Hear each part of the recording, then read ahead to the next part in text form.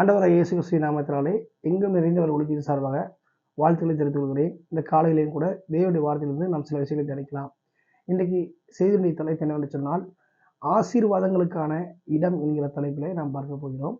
ஆதாரமாக எடுத்துக்கொண்ட வேத வசனம் நீதிமொழிகள் எழுதின புத்தகம் 10ஆம் அதிகாரம் 6ஆம் வசனத்தை நாம் தியானிக்கலாம். அந்த வசனம் என்ன போட்டிருக்குங்கிறத பார்ப்போம். நீதிமானுடைய சிரசின் மேல் ஆசீர்வாதங்கள் தங்கும், கொடுமையோ துன்மார்க்குடைய வாயை அடைக்கும். நீதிமானுடைய சிரசின் மேல் ஆசீர்வாதங்கள் தங்கும், கொடுமையோ துன்மார்க்குடைய வாயை அடைக்கும். இந்த வசனம் என்ன செய்து இப்படியாக சொல்லப்படுகிறது. அப்போ தலைப்பு என்ன பார்த்தோம்? ஆசீர்வாதங்களுக்கான இடம் சொல்லி பார்த்தோம். இன்னைக்கு இந்த உலகத்துல ஆசீர்வாதம் அப்படின்னு சொல்லி சொன்னா பல விதங்களும் சொல்லுவாங்க. ஒரு பொருளாதார ஆசீர்வாதம் சொல்லுவாங்க, அல்லது சரீர பிரகாரமான ஆசீர்வாதம் சொல்லுவாங்க, அல்லது ஆவிக்குரிய ஆசீர்வாதம் சொல்லுவாங்க. பல விதங்கள்ல ஆசீர்வாதம்னு சொல்றாலும் அதற்கான இடம் சொல்லி பார்க்கும்போது, இங்க போனா நீ ஆசீர்வாதமா இருப்ப, நீ இந்த இடத்துக்கு போனா நல்லா இருப்ப, அந்த இடத்துக்கு போனா நீ நல்ல நிலைமைக்கு வருவேன்னு சொல்லி ஒவ்வொரு இடங்களை தான் என்ன செய்வாங்க, அவங்க ஆசீர்வாதத்துக்கு அணிவியராக சொல்லுவாங்க. ஆனா வேதம் என்ன சொல்லுதுன்னா, ஆசீர்வாதங்களுக்கான இடம் சொல்லி வேற எங்கேயுமே சொல்லலை. அவர் சொல்ற வார்த்தை என்ன சொல்லுதுன்னா, நீதிமானுடைய சிரசின் மேல் ஆசீர்வாதங்கள் தங்கும், கொடுமையோ துன்மார்க்குடைய வாயை அடைக்கும். அப்போ ஆசீர்வாதங்களுக்கான இடம் சொல்லி நம்ம பார்க்கும்போது, வேதத்தின் அடிப்படையில் இந்த வசனத்தின் பார்க்கும்போது அது எங்க இருக்குன்னா, நீதிமானுடைய தலை அப்படிதான் சொல்லி பார்க்கிறோம். நீதிமானுடைய சிரசின் மேல் ஆசீர்வாதங்கள் தங்கும். அப்போ ஆசீர்வாதங்களுக்கான இடம் உலக பிரகாரமா சொல்லபடி அங்கேயோ இங்கேயோ அப்பெல்லாம் கிடையாது. இயேசு கிறிஸ்துவை ஏற்றுக்கொண்ட ஒவ்வொருவரும் நீதிமான். அப்போ அவனுடைய தலைதான் ஆசீர்வதிக்கக்கூடிய இடமாக, ஆசீர்வாதங்களை பெற்றுக்கொள்ளக்கூடிய ஆசீர்வாதங்களுக்கான இடமாக எண்ணப்படுகிறது. அதான் வேதம் தெளிவாய் சொல்கிறது, நீதிமானுடைய சிரசின் மேல் ஆசீர்வாதங்கள் தங்கும். சிரசுனா தலைன்னு அர்த்தம். அப்போ தேவனுடைய பார்த்தீங்கன்னா வார்த்தை தெளிவாக சொல்கிறது, சிரசு என்றால் தலை. இப்போ நீதிமானுடைய தலையின் மேல்தான் ஆசீர்வாதங்களுக்கான இடம்ங்கிற அந்த ரகசியம் இருக்குது. இது அனைவருக்கும் என்ன செய்யறதில்ல, புரியறதில்லை, தெரியறதில்லை, சொன்னாலும் ஏற்றுக்க மாட்டாங்க. அந்த நாட்களில் பழைய ஏற்பாட்டில் அநேக ஜனங்கள் என்ன செய்வாங்க, ஆசீர்வாதம் பெற வேண்டும் என்பதற்காக ஊழியர்கள்ட்ட வரும்போது ஆண்டவர் என்ன செய்வார், தீர்க்கதரிசிகளை கொண்டு அவர் தலைமலை கையை வச்சு தான் என்ன செய்வாங்க, அவங்களை ஆசீர்வாதம் பண்ணுவாங்க. அப்போ ஆசீர்வாதத்துக்கான இடம் எது? தலை, நம்முடைய தலை சிரசு. அப்போ ஆசீர்வாதத்துக்கான இடம் வேற எங்கேயும் கிடையாது. அப்போ இந்த வசனத்தின்படி நாம் பார்க்கிற பொழுது ஆசீர்வாதங்களுக்கான இடம் சொல்லி பார்க்கும்போது நீதிமானுடைய சிரசு, நீதிமானுடைய தலை.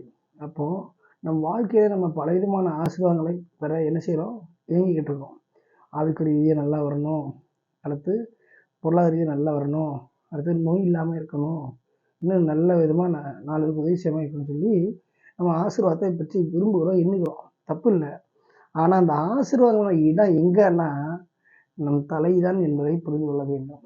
ஏன் தலையா ஆண்டவர் அங்கே செலக்ட் பண்ணுதாருன்னா, அதில் ஒரு பெரிய விஷயம் இருக்குது.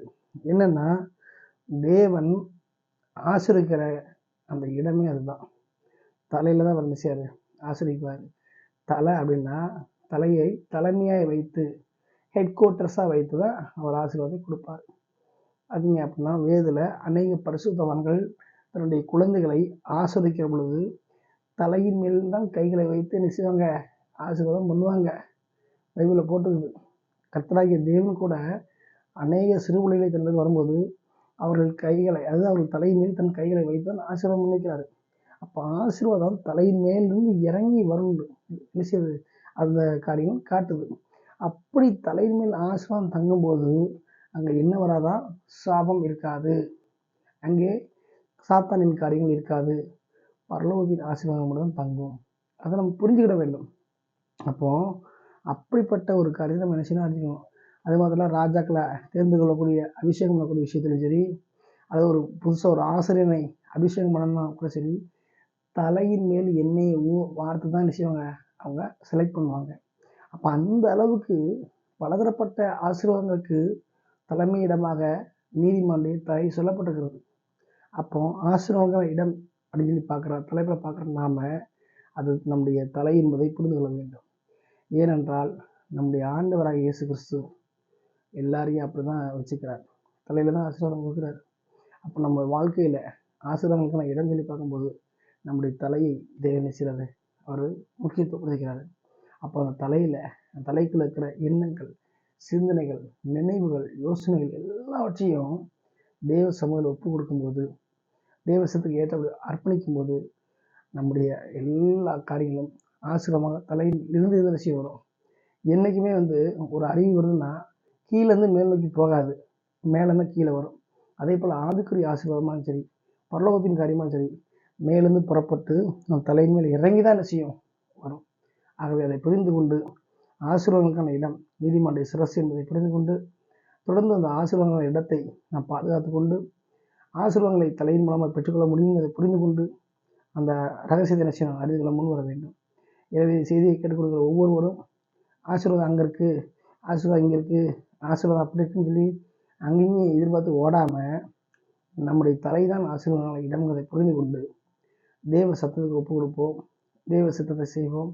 தொடர்ந்து அவரால் வருகிற ஆசீர்வாதத்தை நம் தலையின் மூலமாக வருகிற அந்த வெளிப்பாடுகளை ஆவிக்குரிய ஆசீர்வாதங்களை பெற்றுக்கொண்டு அன்னையுடைய அப்புறம் மீட்புக்கு ஏதுவாக செயல்பட வேண்டும் என்று சொல்லி உங்கள் அனைவரையும் எங்கும் நிறைந்தவர்களையும் வாழ்த்துகிறது. ஆமென்.